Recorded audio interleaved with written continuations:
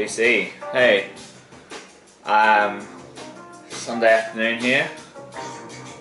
Thought I'd do a contest response to David at the Vinyl Vault. He recently started a contest that was show your top 10 or 10 of your favourite album covers. Being a graphic designer, I couldn't resist doing that. I've had a lot of books on album covers and graphic designers or poster design, gig posters, that sort of stuff. So I'm really into my album covers. So obviously collecting vinyl, the covers are very important to me. Actually had to pick 12. I couldn't keep it to 10. Yeah, so I wouldn't say that they're my favourite covers of all time. It's basically 12 that I have on vinyl that I can show in the video, Cheers, got a coffee. Yeah, anyway, I'll get to it. And not any particular order either. Just 12 that I really enjoy. I'll try and talk about the album cover, not necessarily the music. Here we go, Robert Zimmerman, aka Bob Dylan. I just think that this cover really represents the music and sort of the sepia toned cover and the really bold, almost like newsprint font. It just shows quite a lot of urgency, and it almost looks like a headline. The times they're changing. That's what you read. That's what's happening in the news. And he's almost looking angry, or I don't know if he's maybe dismayed, but I just think it's a really impacting. It reminds me of like an old newspaper or a newspaper headline or something like that. And even the music's not the brightest music or the happiest music, and the cover reflects that. It's quite. I'm not saying monotone. I'd say duo. Sepia toned. Yeah, one of my favourite album covers. Moving to something that's quite a one-tone cover to a really bright psychedelic cover. Space Ritual, Hawkwind. This cover just absolutely just crazy. I mean, it represents the music so well. Psychedelic, spiritual, amazing illustration work here. Very detailed. I love this cover, and of course the music inside is an absolute trip as well. So, where do we go? Yes, that's a gatefold there, and on the inside.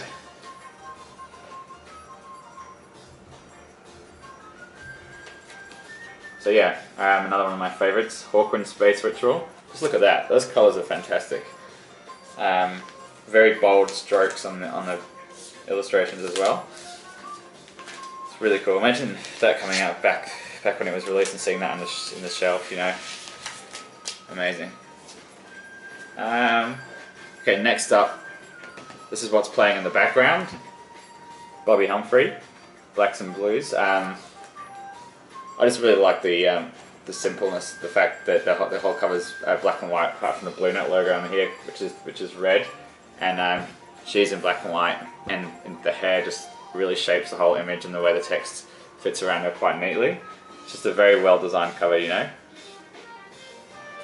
use of space.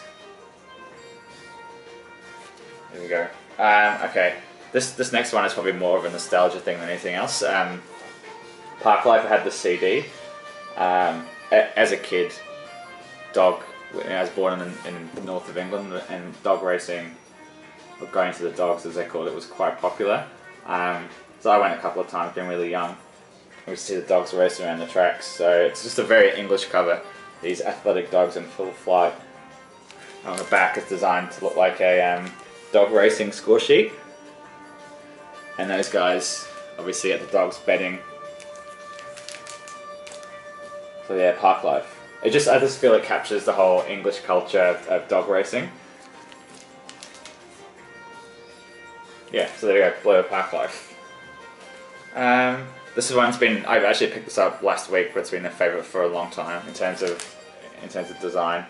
The whole ambient series using the maps as a way of the album covers, and just the simpleness It's just the texture you see in here and the shapes and the simple logo on the front, nothing else to it. It reflects the music really well. Ambient One music for airports. Tried to get quite a lot of different genres in here as well.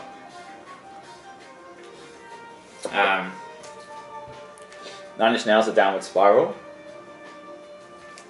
I really like this photo, this black thing coming here sort of looks like a creeping, it looks ominous, it looks like it's coming in from this side, it's going somewhere, maybe it's the start of the spiral, you know. This is a beautiful reissue.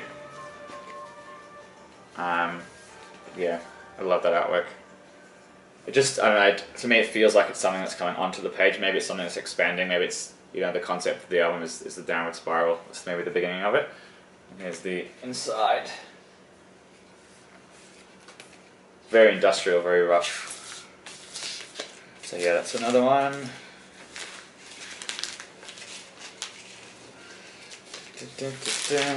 Cool.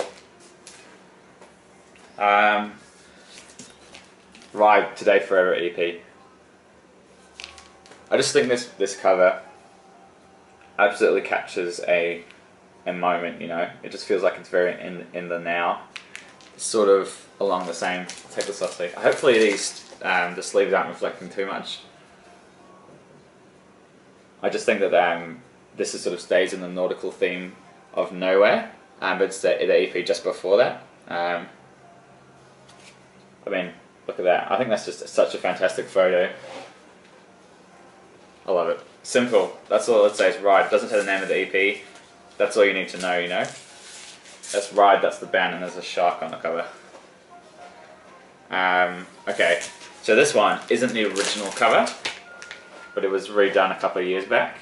This is by the band Sleep, Dope Smoker. I just love the otherworldly, almost fantasy illustration on here. It looks like something from a sci-fi movie. It's really incredible, and the inside as well is the opposite. It's the same desert at night time, but it's just like something out of Star Wars or something. Really, really spacey. It reminds me of sort of like a sci-fi book or something under that, you know. Really amazing artwork. Again, no mention of the band or the name or anything like that. Dope Smoker by Sleep. Really beautiful package. What do we got here? Well, we have a couple of jazz pieces. I don't need to say much more, really. I mean, this is an outstanding piece of artwork. Miles Davis, Bitches Brew. Again, bright psychedelic covers. A lot of African illustrations. Yeah, just really cool. I love this directions in music by Miles Davis. It says on a lot of that the stuff around this period he put down there, and this logo type here is very tight and very blocky, quite futuristic. Okay, this one I'm going to take off the chair won't. I was going to take off the strip here because it sort of ruins the effect, but this is John Coltrane Om. Again, another really dark spiritual record. This cover sounds like the artwork. It's it's free jazz, but it's very deep, very heavy. Just yeah, really nice elements. Like the words almost just feeling like it's part of the cover. Doesn't stand out. Yeah, Om, John Coltrane.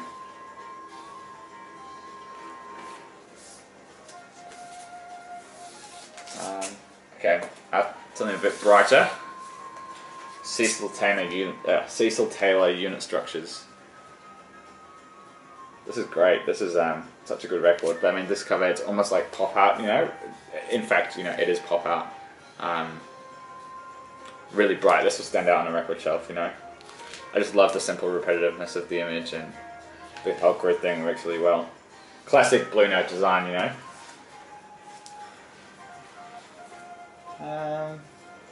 Actually, I haven't shown that many Impulse records. That's one of my favourite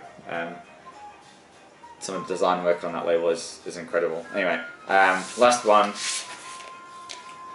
Bjork Post. I just think this cover absolutely sums up the record, and the brightness. In terms of the music, you know, the music is very bright, very in your face at the time. Well, it still is, holds up. It's very modern. I've explained this before, but I love the contrast between this one and the first one, which is just the photo of her and the grayscale-ish sepia tone cover, and this is the next one, Post, being after that, and it's just so bright and it's all happening for her, you know. It just comes out. It's just a looks like a whirlwind of wherever she is. She's having a good time. Maybe she's on a bit of a trip. So there you go. That's my entry to Vinyl Vault's. I think it was top 10, but I've got 12 in there. Record sleeves. It's a great idea for a contest. I'm surprised I hadn't thought of it myself. So yeah, there you go. Thanks for watching. Thanks for subscribing.